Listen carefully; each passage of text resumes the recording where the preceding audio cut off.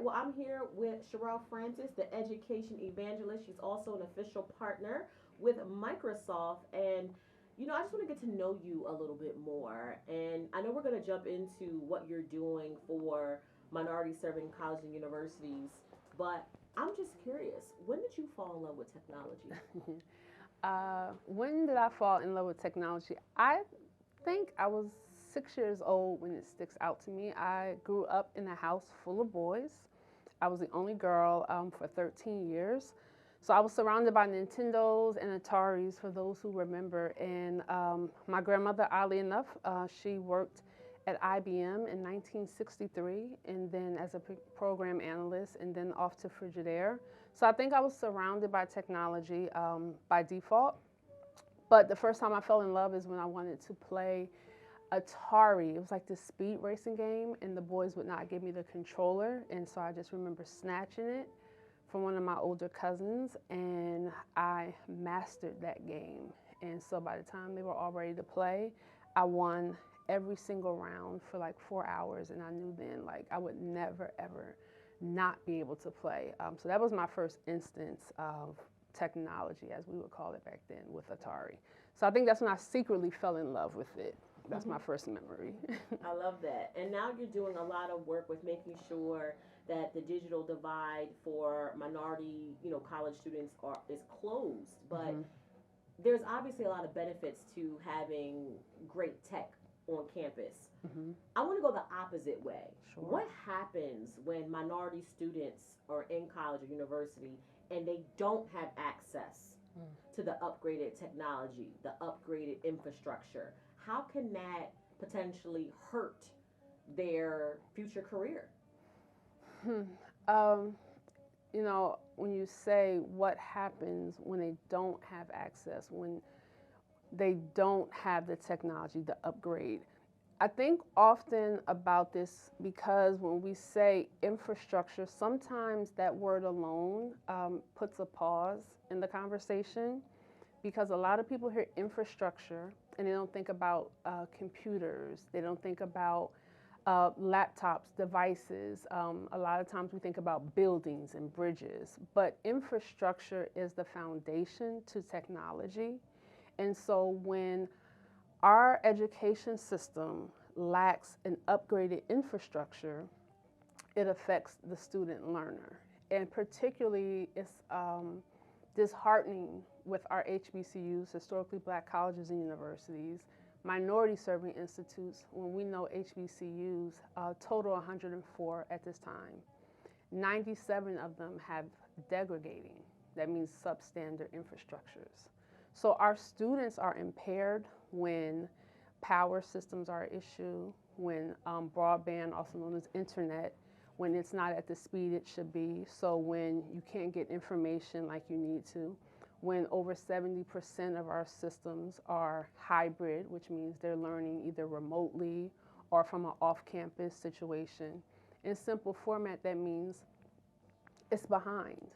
So when they need to take tests, exams, when they need to learn in research labs, everything is lagging. So even on the surface, it might seem like it's up to standards. It's really behind. So for our student body, that means they're always in arrear. A study came out by the Department of Ed, and I'll say this, and I think it gives everyone food for thought, that the pandemic alone, in a matter of 18 months, set our children back nationally 10 years in reading and math scores. How do we catch them up from a 10-year lag? And so 1 out of every 4 students lacks or has no access to just high-speed internet. So that's just an example of what it means to have a degrading or substandard infrastructure. And it's our responsibility to make sure that our students have an opportunity to a future. Now, let's say I am working at a college or university, right? And it has been the norm, right? I've been here. Yeah. It's how it's always been. I am coming across you, learning about you, and I'm like, oh my goodness. Is there any like signs warning, like, oh my gosh, I think our campus really needs an infrastructure. Like, we've been operating on fumes. Like, what are like some blaring signs that your college, your university is in desperate, dire need of an infrastructure or technology upgrade across campus?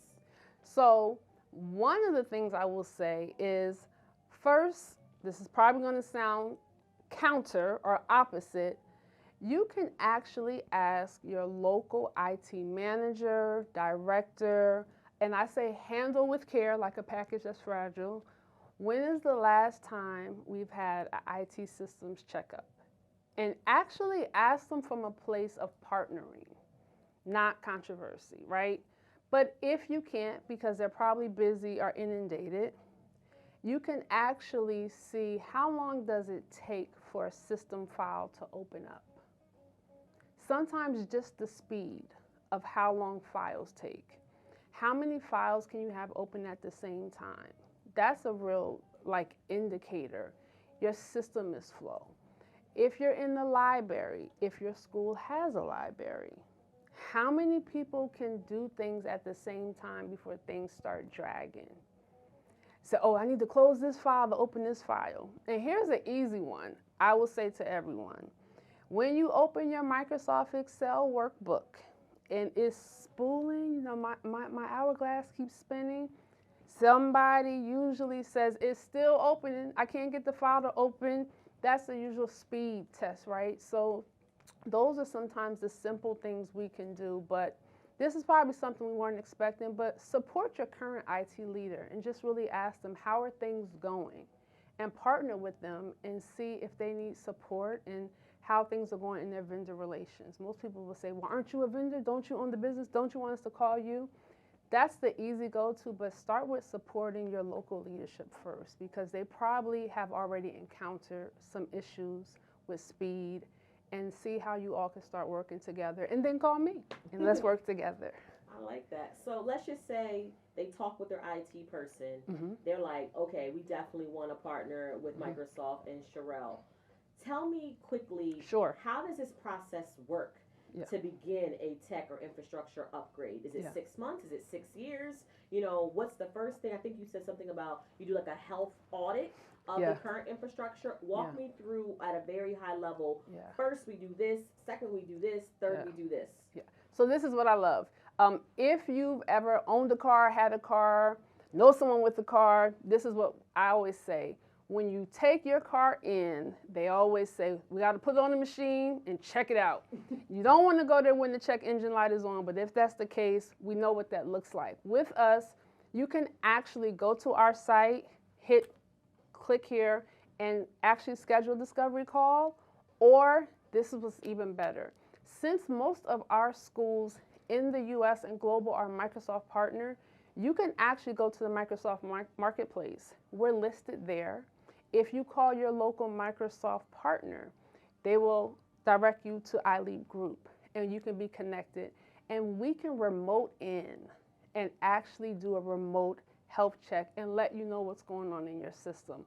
That's the beauty of being a Microsoft partner. Mm-hmm. We can just become your vendor, become your partner, and we can actually see what's going on, give you an analysis. It usually takes no more than 48 hours. So we don't have to be on site.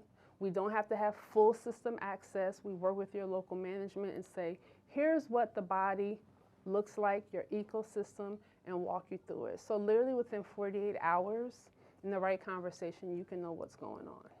48 hours, I know the health of my tech and infrastructure on my campus. Mm-hmm. I'm going to go with you and your group.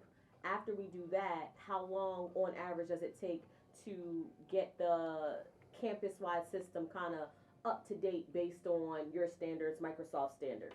So I will say this, every site is different. Yep. We always do a questionnaire, and a lot of our clients love the questionnaire because that's an immediate email. We can hang up and give you the immediate questionnaire, and we can actually tell what you may or may not have encountered.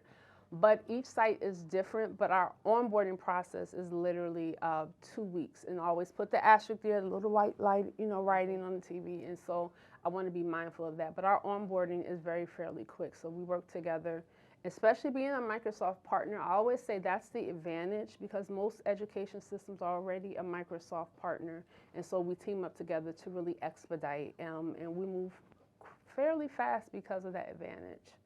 So we focus on customizing each solution to the school and to the needs of the school. And I will say this, if there's a security issue, we will not prolong the onboarding at the risk of whatever the security issue is for your ecosystem. That's the priority. So we will not bottleneck to risk any security concerns. And if people are interested in connecting with you, talking with you about you being their official Microsoft partner, what is the best way for them to reach out to you or connect with you? The best way is to absolutely either go to our LinkedIn page, and our phone number is there. It is a direct line to me. Some of my peers say, "Are you crazy?" No, I am committed to the service. And then, of course, to our website. So I say there's 3 ways. Because we always talk to the triangle. There are 3 ways to get to us. The website, LinkedIn, and you can go to the Microsoft Marketplace. And we say that because that is the way the education leaders always go to reach their actual Microsoft partner or seller. And we are in the Microsoft place, and you can go there, iLeap Group, click contact us, and it's a direct contact to us. So thank you for having us. All right.